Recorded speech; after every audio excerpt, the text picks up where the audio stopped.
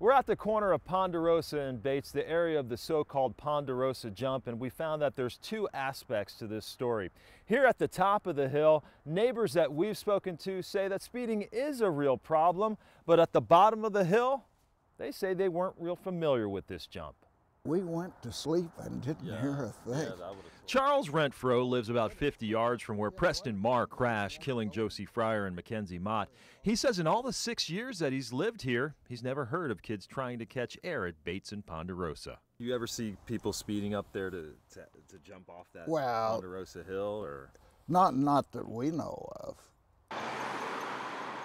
But at the top of the hill, it was a much different story. We talked to several neighbors who didn't want to come on camera. They said people speed up the hill all the time, and they've alerted the sheriff's office on dozens of occasions.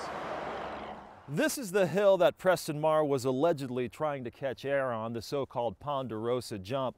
Now, we spoke to the gentleman in this house over here, and he told us that speeding is a real problem right here. He's lived on this corner for a lot of years. He says this is where cars bottom out.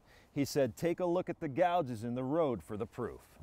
We took the fateful route ourselves to see exactly what Preston Marr was facing. Investigators believe he was going more than 50 miles per hour.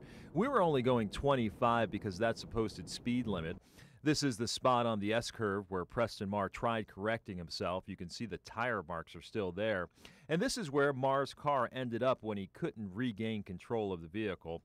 If he would have made it past this point, he would have hit this hill and the dip, the so-called Ponderosa jump.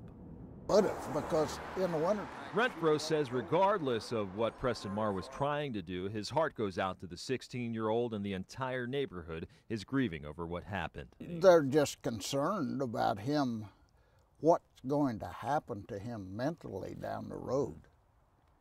How much problem he's going to have with the blaming himself. For now, no charges have been filed against Marr, but the investigation does continue.